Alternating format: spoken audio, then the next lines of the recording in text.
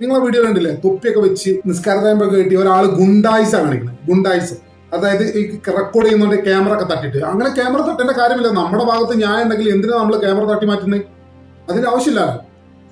അപ്പൊ അങ്ങനെ ഒരു അവസരത്തിൽ ഈ തൊപ്പി വെച്ച ഈ ആള് ഒരു മുസ്ലിമാണെന്ന് തോന്നിക്കുന്ന രീതിയിലുള്ള വേഷവിധാനങ്ങളുള്ള ഈ തെരുവ് ഗുണ്ട ആക്സിഡന്റ് പറ്റിയ സ്പോട്ടിൽ വന്നിട്ട് ആ കാറുകാരനോട് വളരെ മോശമായി പെരുമാറി എന്നുള്ളത് ഒരു വസ്തുതയാണ്. സ്വാഭാവികമായിട്ടും കാറുകാരൻ എന്താ കരുതിയിട്ടുണ്ടാവുക? കാറുകാരനെ സംബന്ധിച്ചിടത്തോളം വളരെ മോശം ഒരു ബിഹേവിയർ ആണ് അയാൾ നേരിടേണ്ടി വന്നത്.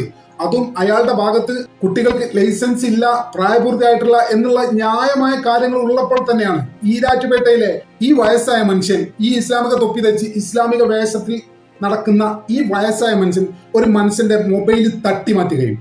അയാളുടെ ഭാഗത്ത് നീതി ഉണ്ടെങ്കിൽ എന്തിനാണ് മൊബൈൽ തട്ടിമാറ്റുന്നത്?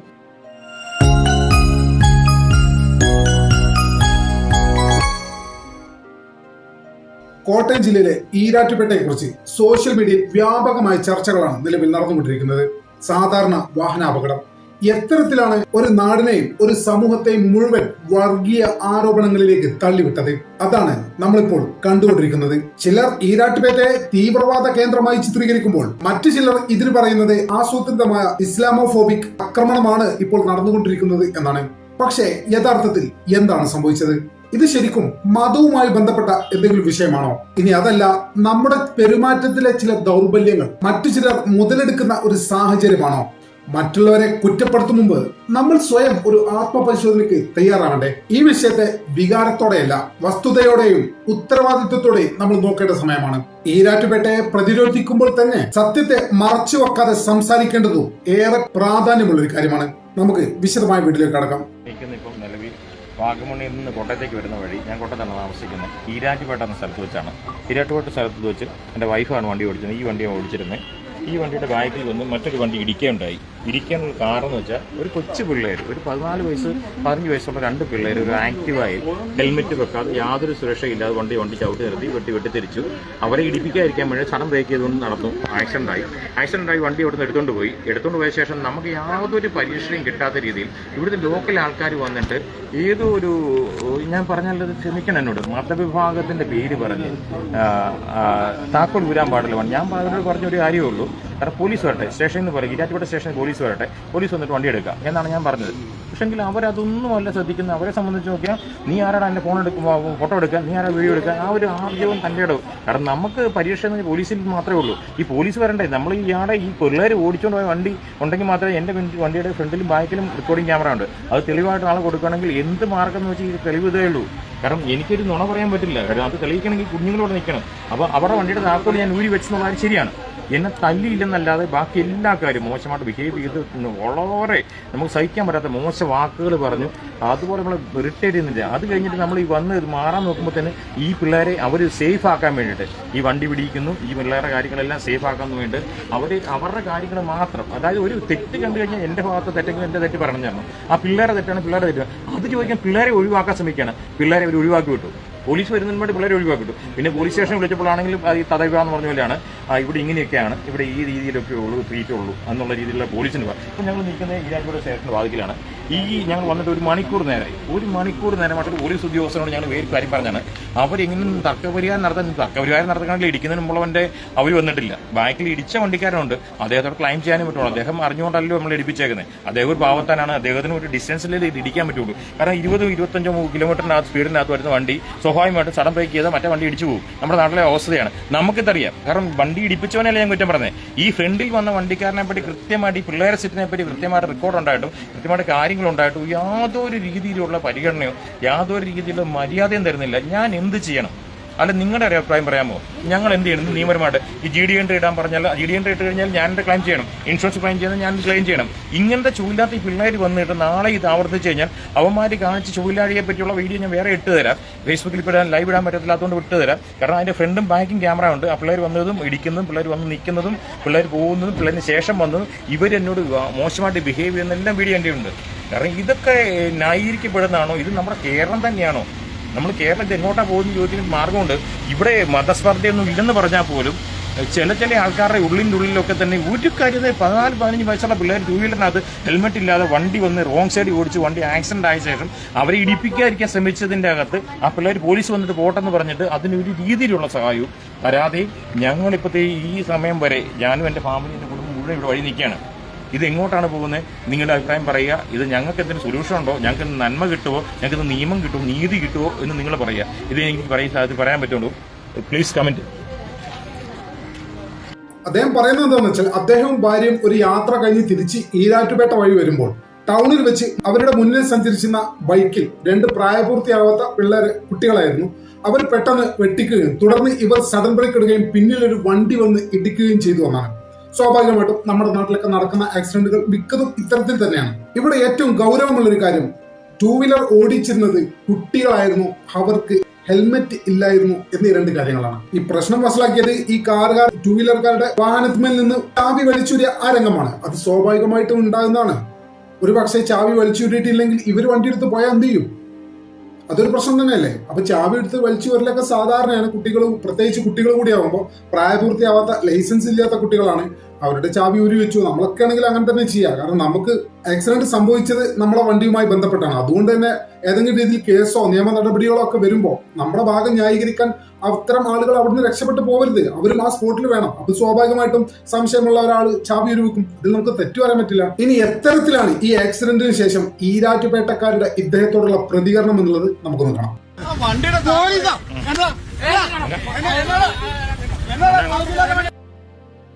നിങ്ങൾ കണ്ടല്ലോ, ഇതായിരുന്നു ഒരു പ്രതികരണം. സത്യത്തിൽ നമ്മുടെ നാട്ടിൽ വല്ല വിഷയങ്ങൾ ഉണ്ടാകുമ്പോൾ, പ്രത്യേകിച്ച് ആക്സിഡന്റ് പോലുള്ള വിഷയങ്ങൾ ഉണ്ടാകുമ്പോൾ, ഈ വിഷയവുമായൊന്നും യാതൊരു ബന്ധവുമില്ലാത്ത ടൗണിന്റെ ഏതെങ്കിലും മൂലക്കൽ ആരെങ്കിലും പച്ചരിച്ച് തിന്നു നടക്കുന്ന ഇത്തരം പ്രായമായ എല്ലാ ആളുകളെയും ഞാൻ അങ്ങനെ ബഹുമാനക്കുറവോടെ കണ്ടിട്ട് പറയല്ല. പക്ഷെ ചില ആളുകൾ അവർക്ക് യാതൊരു ബന്ധവുമില്ലാത്ത ഇത്തരം ആക്സിഡന്റ് സാഹചര്യങ്ങൾ ഇവർ വന്ന് ആളാവാൻ നോക്കും.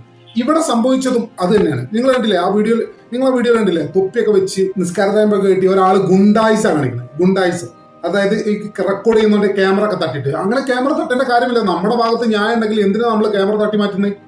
അതിന്റെ ആവശ്യമില്ലല്ലോ. അപ്പൊ അങ്ങനെ ഒരു അവസരത്തിൽ ഈ തൊപ്പി വെച്ച ഈ ആൾ ഒരു മുസ്ലിമാണെന്ന് തോന്നിക്കുന്ന രീതിയിലുള്ള വേഷവിധാനങ്ങളുള്ള ഈ തെരുവ് ഗുണ്ട ആക്സിഡന്റ് പറ്റിയ സ്പോട്ടിൽ വന്നിട്ട് ആ കാറുകാരനോട് വളരെ മോശമായി പെരുമാറി എന്നുള്ളത് ഒരു വസ്തുതയാണ്. സ്വാഭാവികമായിട്ടും കാറുകാരൻ എന്താ കരുതിയിട്ടുണ്ടാവുക? കാറുകാരനെ സംബന്ധിച്ചിടത്തോളം വളരെ മോശം ഒരു ബിഹേവിയർ ആണ് അയാൾ നേരിടേണ്ടി വന്നത്. അതും അയാളുടെ ഭാഗത്ത് കുട്ടികൾക്ക് ലൈസൻസ് ഇല്ല, പ്രായപൂർത്തിയായിട്ടില്ല എന്നുള്ള ന്യായമായ കാര്യങ്ങൾ ഉള്ളപ്പോൾ തന്നെയാണ് ഈരാറ്റുപേട്ടയിലെ ഈ വയസ്സായ മനുഷ്യൻ, ഈ ഇസ്ലാമിക തൊപ്പി ധരിച്ച് ഇസ്ലാമിക വേഷത്തിൽ നടക്കുന്ന ഈ വയസ്സായ മനുഷ്യൻ ഒരു മനുഷ്യന്റെ മൊബൈൽ തട്ടി മാറ്റുകയും, അയാളുടെ ഭാഗത്ത് നീതി ഉണ്ടെങ്കിൽ എന്തിനാണ് മൊബൈൽ തട്ടി മാറ്റുന്നത്? എന്തായാലും ഈ റെക്കോർഡ് ചെയ്യുന്ന ആക്സിഡന്റ് സംഭവിച്ച വാഹനക്കാരന്റെ മൊബൈൽ തട്ടി മാറ്റുകയും അയാളോട് വളരെ മോശമായും പെരുമാറുന്നു. പ്രശ്നം വഷളാക്കാതെ മാന്യമായി ശമിപ്പിക്കാൻ ഉത്തരവാദിത്തപ്പെട്ട ആളുകളാണ് സമൂഹത്തിലുള്ള മുതിർന്ന ആളുകൾ. അത്തരം ആളുകളിൽ നിന്നാണ് ഇത്തരത്തിലുള്ള പ്രതികരണം ആ കാറുകാരന് നേരിടേണ്ടി വന്നത്. ഒരു പക്ഷേ അത്തരത്തിലുള്ള പ്രതികരണം തന്നെയാണ് ഈ പ്രശ്നം കൂടുതൽ വഷളാക്കിയത് എന്നാണ് എന്റെ വ്യക്തിപരമായിട്ടുള്ള അഭിപ്രായം. പിന്നെ ആക്സിഡന്റ് സംഭവിച്ച വ്യക്തി അദ്ദേഹം പറഞ്ഞ വീഡിയോയിൽ പറയുന്നുണ്ട് ഒരു പ്രത്യേക മതവിഭാഗത്തിന്റെ ആളുകളും. ഞാൻ ഒരിക്കലും അദ്ദേഹത്തെ കുറ്റം പറയില്ല. കാരണം എന്താന്ന് വെച്ചാൽ ഇപ്പോഴത്തെ സോഷ്യൽ മീഡിയയിലേക്ക് വലിയ രീതിയിലുള്ള ഇസ്ലാം വിരുദ്ധത എങ്ങും പടർന്നു പിടിക്കുന്നുണ്ട്. നമ്മളൊക്കെ പലപ്പോഴും അത് കൺസ്യൂം ചെയ്യുന്ന ആളുകളാണ്. ഇദ്ദേഹം സോഷ്യൽ മീഡിയയിൽ വളരെ ആക്റ്റീവായിട്ടുള്ള ഒരാളാണ്. ഒരു പക്ഷേ അദ്ദേഹം ഇത് പല സമയങ്ങളിലും കൺസ്യൂം ചെയ്തിട്ടുണ്ടാവും.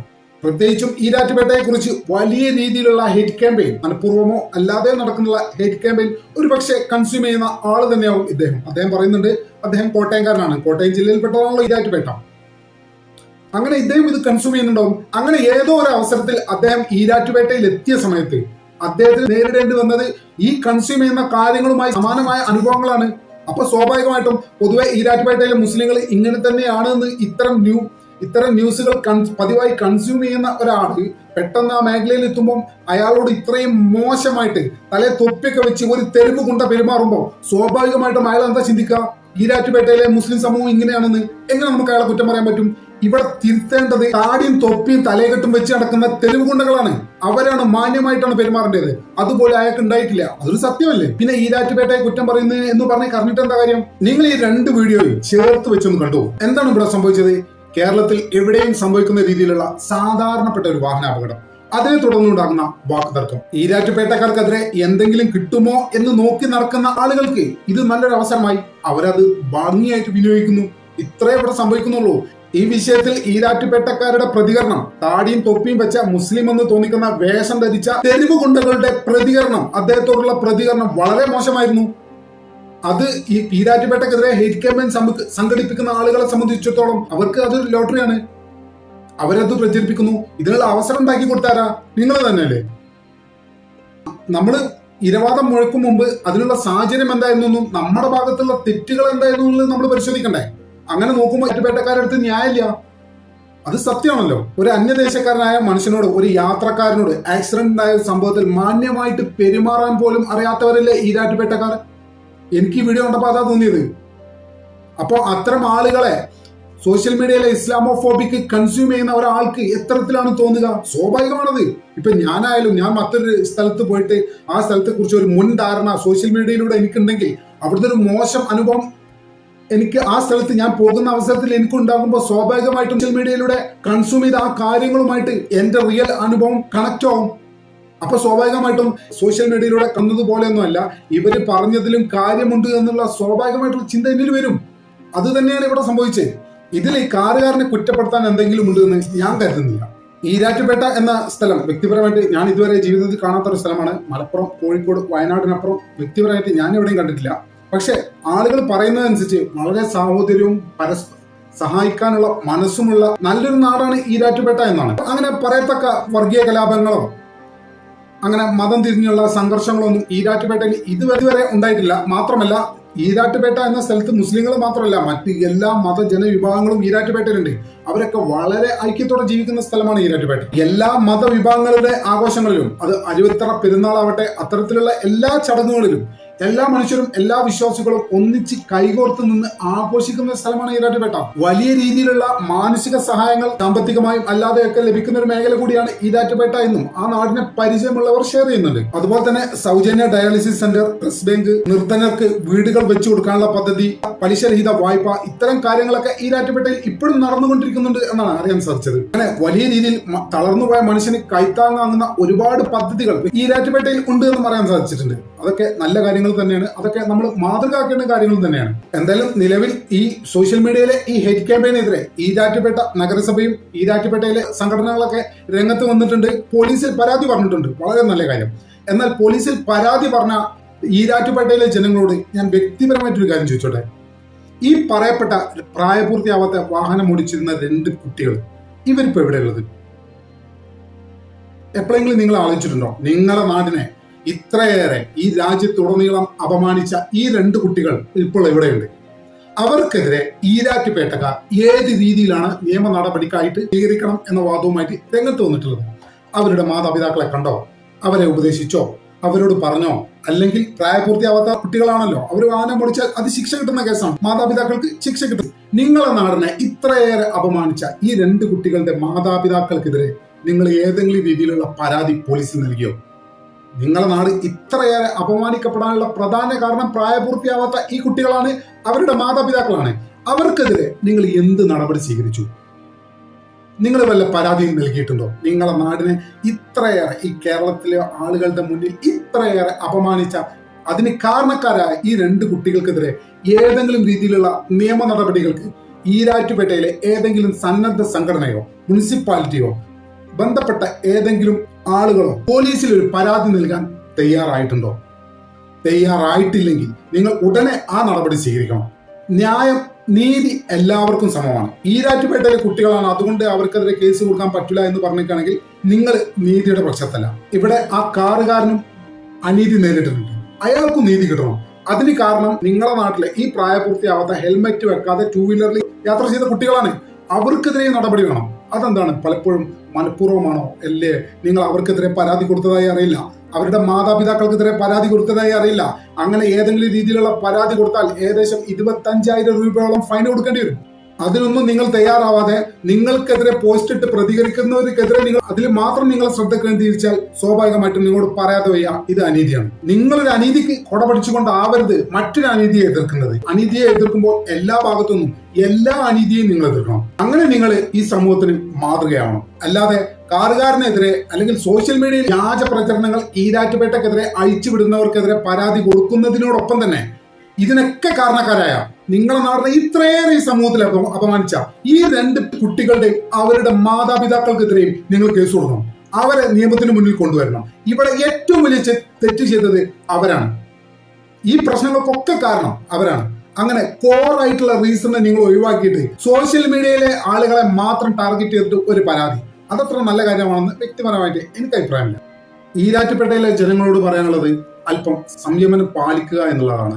നിങ്ങളെ കയ്യിൽ നിന്ന് എന്തെങ്കിലും ഒന്ന് വീണ് കിട്ടാൻ ഇവിടെ കാത്തിരിക്കുന്ന കഴുകന്മാരുണ്ട് എന്നുള്ള സാമാന്യ ബോധം നിങ്ങൾക്ക് വളരെ അത്യാവശ്യമായി ഉണ്ടാകേണ്ടതുണ്ട്.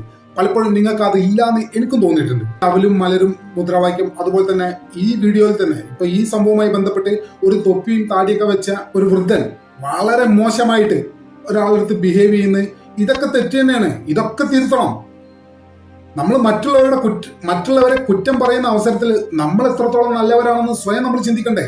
ഇതൊരു ഈരാറ്റുപേട്ടന്റെ മാത്രം കാര്യമല്ല, ഞാനടക്കമുള്ള ഓരോ മനുഷ്യന്റെയും കാര്യമാണ്. അത്തരം ഒരു ആത്മപരിശോധന തയ്യാറാവേണ്ടതുണ്ട്. ഈ അവസരം മുതലെടുക്കുന്ന ഈരാറ്റുപേട്ടയെ താറടിക്കാൻ ശ്രമിക്കുന്ന ചില ആളുകളോട് പറയാനുള്ളത്, ഈരാറ്റുപേട്ട അങ്ങനെ വിദ്വേഷത്തിന്റെ ഒരു മണ്ണല്ല. ഏത് നാട്ടിലുണ്ടാവും ചീഞ്ഞവരും നല്ലവരും. ഈ ചീഞ്ഞവരെ മാത്രം എടുത്ത് ഹൈലൈറ്റ് ചെയ്ത് ഈരാറ്റുപേട്ടക്കെതിരെ പ്രത്യേകിച്ച് വർഗീയപരമായിട്ടുള്ള പരാമർശം നടത്തുമ്പോൾ നിങ്ങൾ ഈരാറ്റുപേട്ടയിൽ സംഭവിക്കുന്ന നല്ല കാര്യങ്ങളെ കണ്ടില്ലെന്ന് നടിക്കരുത്. ഏതെങ്കിലും ഒരു വ്യക്തിയെ ഉപയോഗിച്ചിട്ട് ഒരു നാടിനെ അപമാനിക്കുന്നത് അത്ര ശരിയായിട്ടുള്ള കാര്യമല്ല. അങ്ങനെയെങ്കിൽ കേരളത്തിലെ ഒരു ഗ്രാമം പോലും നല്ലതായിട്ട് ഉണ്ടാവില്ല എന്നാണ് വ്യക്തിപരമായിട്ട് ഞാൻ മനസ്സിലാക്കിയിട്ടുള്ളത്. ഈരാറ്റുപേട്ടയുടെ മണ്ണ് വിദ്വേഷത്തിന്റേതല്ല, വിവേകത്തിന്റെയും വിട്ടുവീഴ്ചയുടെയും മാനവികതയുടെയും നാടാണ്. ആ നാട്ടിൽ വിരിയുന്നത് വർഗീയതയുടെ മുള്ളുകളല്ല, സ്നേഹത്തിന്റെ പൂക്കളാണ്. ഈരാറ്റുപേട്ട എന്ന നാടിനെ നിങ്ങൾ മനസ്സിലാക്കേണ്ടത് സോഷ്യൽ മീഡിയയിലെ പോസ്റ്റുകൾ കൊണ്ടല്ല, അവിടുത്തെ മനുഷ്യരെ അറിയണം. അവരുടെ കണ്ണീരിലും ചിരിയിലും നാം പങ്കാളികളാകണം. അപ്പോഴാണ് പൂർണ്ണമായിട്ടും എന്താണ് ഈരാറ്റുപേട്ട എന്ന് നമുക്ക് മനസ്സിലാക്കാൻ സാധിക്കുക. അല്ലാതെ ഓൺലൈനിൽ കാണുന്നത് പോലെ ആവണമെന്നില്ല പലപ്പോഴും യാഥാർത്ഥ്യം എന്നുള്ളതാണ് ഒരു വസ്തുത. ഈരാറ്റുപേട്ടക്കാരോട് അവസാനമായിട്ട് പറയുന്നു, ഇത്തരം തൊപ്പിയും താടിയും വെച്ച ഗുണ്ടകളെ നിലക്ക് നിർത്താൻ നിങ്ങൾ തയ്യാറാവണം. നിങ്ങളെ നാടിന്റെ അന്തസ്സും അഭിമാനവും നശിപ്പിക്കുന്നതിൽ ഇത്തരക്കാരുടെ പങ്ക് ഒട്ടും ചെറുതല്ല. നിങ്ങളുടെ നാടിനെ ഇത്രയേറെ വിദ്വേഷത്തിന് ഇരയാക്കിയ ആളുകളെ നിയമപരമായിട്ട് നേരിടണം. അവരെയും സമൂഹത്തിന് മുന്നിൽ കൊണ്ടുവരണം. തെറ്റ് തിരുത്താനുള്ള അവസരം അവർക്ക് നൽകണം. അത് നിങ്ങൾ അവരെ നിയമത്തിന് മുന്നിൽ നിന്ന് മറച്ചു പിടിച്ചുകൊണ്ടല്ല അവസരം നൽകുന്നത്. ന്യായമായ ശിക്ഷ വാങ്ങിക്കൊടുത്ത് രീതിയിലുള്ള ഫൈൻ അടക്കാൻ നിയമം അനുവദിക്കുന്നുണ്ടെങ്കിൽ അതടപ്പിച്ച് അവരെ തിരുത്താൻ ഈരാറ്റുപേട്ടയിലെ ഉത്തരവാദിത്തപ്പെട്ട ആളുകൾ തയ്യാറാവണമെന്നാണ് എന്റെ വിനീതമായ ഒരു അപേക്ഷ. നമ്മുടെ ചാനൽ ഇതുവരെ സബ്സ്ക്രൈബ് ചെയ്തിട്ടില്ലാത്ത ആളുകൾ ഇപ്പോൾ തന്നെ സബ്സ്ക്രൈബ് ചെയ്ത് പിന്തുണ തരണമെന്ന് വളരെ വിനീതമായി അഭ്യർത്ഥിക്കുന്നു. മറ്റു വീഡിയോയുമായി ഒട്ടും വേഗാതെ കാണാമെന്ന പ്രതീക്ഷയോടെ തൽക്കാലത്തേക്ക് വിട പറയുന്നു.